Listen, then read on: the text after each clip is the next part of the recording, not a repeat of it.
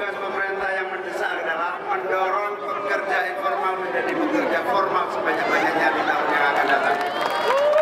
Kalau itu yang kita lakukan, insya Allah dengan standar pekerja formal, maka seluruh hak-hak termasuk hak politiknya. Hak politiknya itu hak menyampaikan pendapat, tuntutan, negosiasi. Kalau ini kultur politiknya terjamin, tidak ada pengusaha takut dengan buruh, buruh nyaman bekerja, itulah yang akan harus kita ciptakan dalam kultur politik perburuan nasional. Dialogis, saling tidak menyembunyikan problem yang dihadapi bersama-sama. Ini yang disebut pekerja formal. Insya Allah ini menjadi bagian problem utama yang harus kita atasi bersama-sama. Terima kasih. Baik, terima kasih. Mas sudah dijawab juga sama Pak Anies, sudah langsung sama Gus Muhaimin juga. Tepuk tangan dong semuanya, ibu-ibu sekalian. Pak Anies sudah menjawab dan Gus Muhaimin menjawab juga. Baik ya. Baik. Oke, kita ada dari sana sudah kan? Sekarang kita dari sana ya, baik ya. Baik, ya baik silakan. Bapak Ibu yang paling belakang. Paling belakang. Tadi teman-teman yang depan sudah, yang tengah sudah, sekarang yang paling belakang. Iya, biar semuanya adil, teman-teman yang sebagian depan juga. Sekarang kita kasih ke teman-teman kita yang bagian paling belakang. Biar adil, akan dijawab oleh Pak Anies dan juga Gus Imin. Silakan Bapak, silakan Mas ya, bisa dikasih jalan untuk segera bertanya. Baik. Pak izin.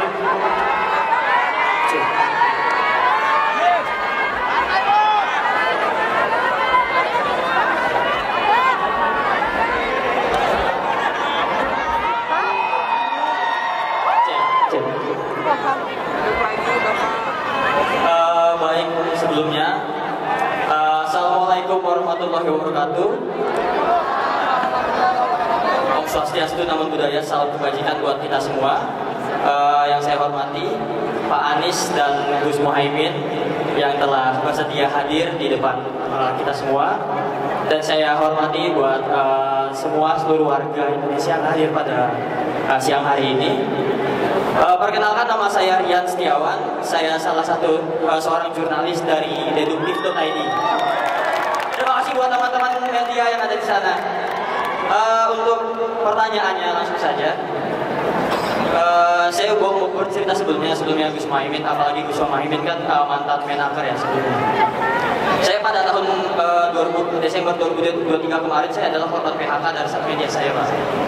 Tapi alhamdulillah beberapa waktu kemudian saya mendapatkan pekerjaan di tempat lain, media lain. Yang saya mau ceritakan adalah saat ini jurnalis media itu rentan banget menjadi korban PHK karena dengan alasan perusahaan-perusahaan itu melakukan efisiensi, kerentanan PHK. Dan kemudian kedua, banyak teman-teman media yang tidak mendapatkan jaminan hari kerja, jaminan hari tua, BPJS dan sebagainya. Itu pertama, tentang kesejahteraan jurnalis. Dan kedua, banyak banget jurnalis-jurnalis itu yang memang awalnya dia harusnya bekerja menjadi seorang jurnalis yang melakukan reportase atau melakukan pemberitaan, tapi banyak banget jurnalis yang disuruh mencari iklan dan sebagainya, sehingga banyak banget jurnalis yang harus disuruh multitasking. Tapi sementara kesejahteraan mereka tetap biasa aja sama ini. Itu kedua. Dan ketiga, jurnalis ini rentan sekali dikriminalisasi, Pak. Dikriminalisasi oleh ini pengalaman kami di lapangan. Ketika kami melakukan sebuah liputan, kami dikriminalisasi oleh tim keamanan dari beberapa paslon, kemudian dari beberapa parpol itu dikriminalisasi, diancam, kemudian bahkan banyak banget teman-teman perempuan yang mendapatkan pelecehan seksual, Pak. Jadi kami ini jurnalis, kami rentan mengalami kriminalisasi, intimidasi dan juga pelecehan seksual. Nah, inti dari itu semua bagaimana ketika nanti Pak Anies menjadi presiden dan kemudian Gus Muhaimin menjadi presiden, bagaimana cara kalian berdua ini memberikan kesejahteraan dan keamanan bagi kami nih para jurnalis agar kami bisa bekerja sesuai dengan kerja-kerja jurnalis dan kemudian kami juga mendapatkan keamanan. Terima kasih Pak. Terima kasih. Tepuk tangan untuk jurnalis Indonesia.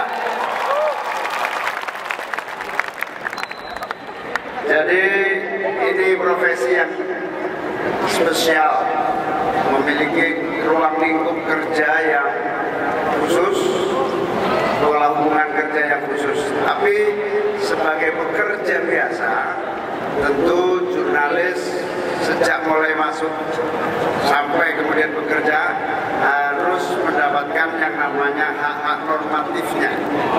Sebagai pekerja, saya mau ngadu kemana ini kameranya? Supaya ya. Jadi profesi jurnalis ini sama dengan pekerja yang lain. Begitu masuk harus masuk menjadi bagian dari pekerja yang mendapatkan hak-hak normatifnya. Sedangkan sebagai profesi yang spesial, tentu seorang jurnalis memiliki berbagai kelebihan berbeda dengan profesi-profesi yang lain. Tentu standar mulai dari tunjangan dan berbagai hak-hak normatif lainnya yang harus dipenuhi. Akan tetapi kalau terjadi pola hubungan kerja yang bermasalah, maka sekali lagi harus diatasi 3 tahap. Tahap yang pertama mediasi, tentu saja dialog. Lagi-lagi dialog ini penting. Ini semua problem yang disampaikan tadi, termasuk yang kedua, sama. Pada dasarnya ketika ekonomi kita sudah membaik nanti, pada dasarnya kita dorong seluruh pekerja-pekerja sektor informal yang diposisikan sebagai pekerja non formal ini kita dorong menjadi pekerja formal. Jadi 50 juta itu nggak kecil, berusaha juga butuh hidup, kerjanya juga tidak boleh diabaikan hak-hak normatifnya. Dari situlah kita mulai membahas kewajiban pemerintah, yaitu menjaga dan melindungi hak-hak normatif para pekerja kita. Sehingga selain tripartit, tahap yang ketiga, dialogis dua pihak sudah nggak mampu, maka tripartit bisa melibatkan pemerintah menjadi bagian dari solusi PHK. Nah, ketika ini sudah dan rata-rata kalau tripartit teratasi, maka yang kedua kita bisa masuk ke yang paling akhir adalah peradilan. Peradilan untuk mengatasi perbedaan pandang tentang hak-hak yang melekat pada seorang pekerja. Dan memang jurnalis ini profesi yang istimewa sehingga kita harus hati-hati karena di akhir-akhir ini banyak sekali kriminalisasi maupun upaya-upaya mengganggu hak-hak profesional para jurnalis. Saya dan Mas Anies yakinlah nanti suatu hari kalau mendapatkan amanah ini, kita akan menjamin hak-hak yang melekat pada seorang jurnalis, kebebasan untuk menyampaikan kebebasan, perlindungan hukum itu mutlak. Saya kira itu mungkin Mas Anies tambahin. Pak, dari sekarang dia nanya duluan. Terutama yang aspek tadi kriminalisasi. Menurut saya kriminalisasi harus hati-hati. Harus ada pedoman khusus di aparat penegak hukum ketika ada pelaporan-pelaporan terhadap jurnalis, sehingga kita punya mekanisme screening yang lebih ketat, yang memang legitimate terjadi pelanggaran. Di situ memang bisa dilakukan penuntutan. Tapi yang tidak, maka jangan sampai jadi kriminalisasi. Gitu ya, Bu ya.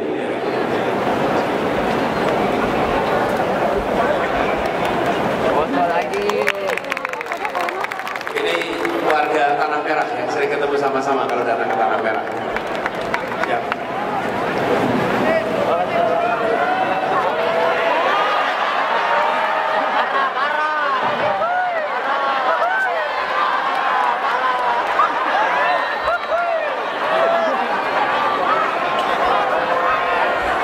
Baik, sekarang sebelah sini. Baik, kami mohon perwakilan dari teman-teman ojek online. Bisa siapa? Bapak? Ya, Bapak boleh. Silakan, Pak. Ibu. Ini ibu dong, Pak. Silakan,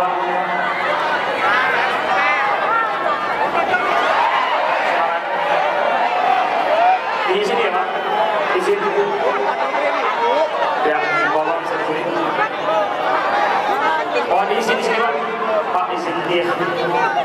Boleh izin Pak, jaketnya bisa dilepas? Mohon izin ya Pak. Mohon izin Pak.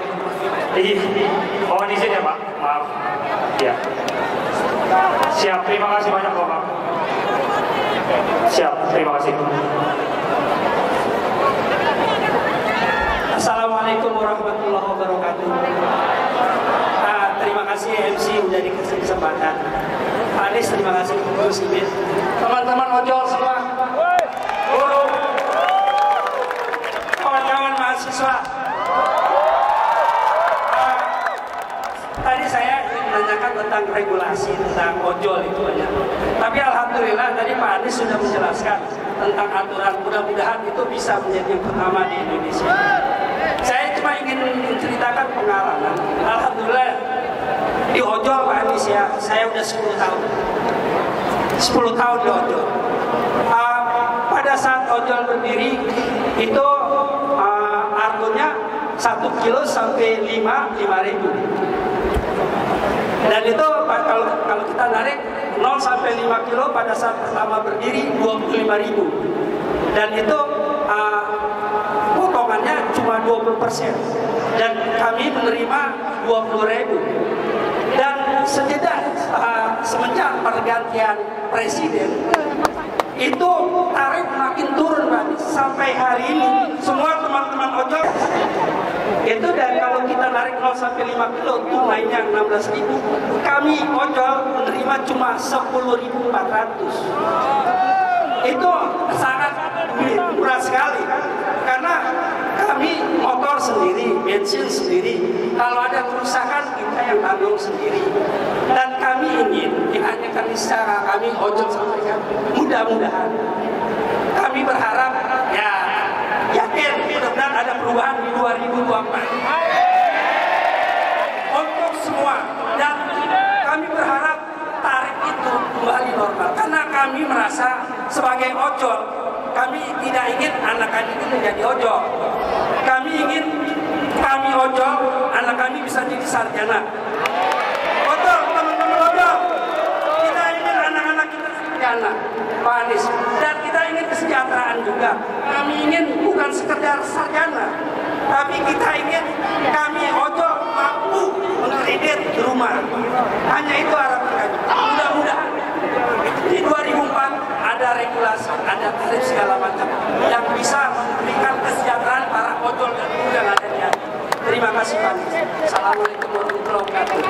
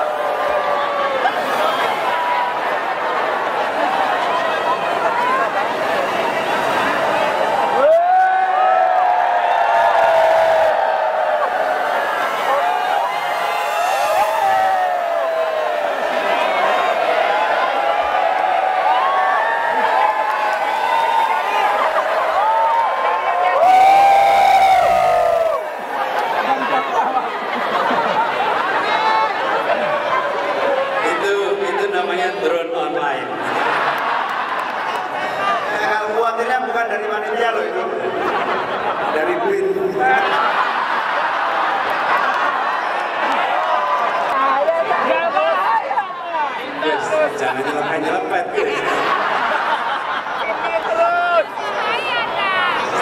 Ya, Bung Amadudin.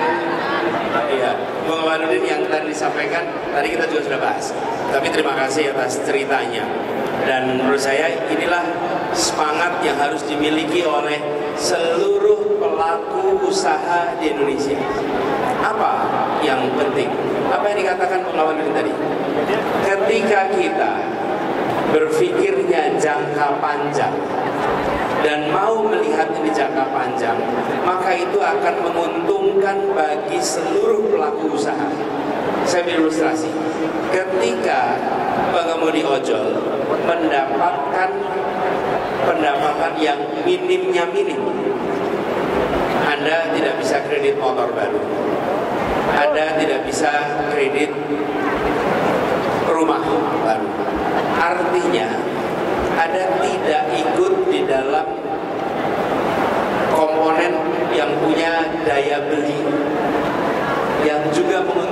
industri.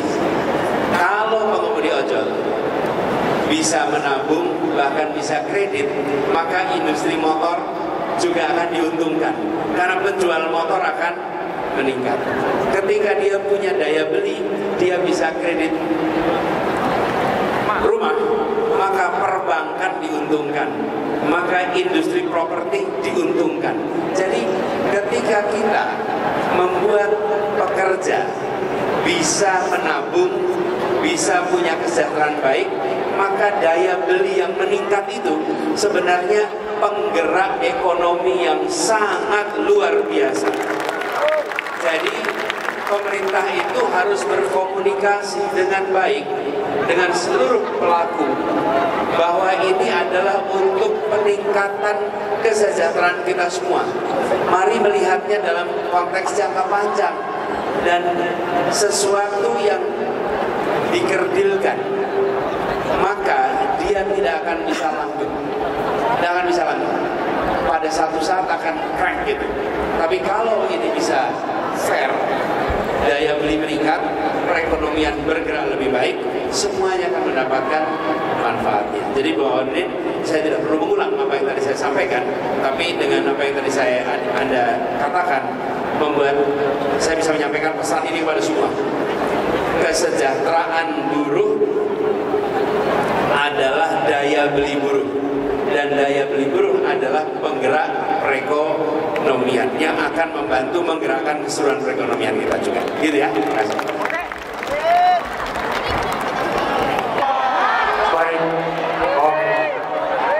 Baik, setelah ini kita dengar closing statement dari Pak Anies dan juga Gus Muhaimin. Baik, silakan. Yes. Oke, mantap. Siap. Terima kasih Bapak.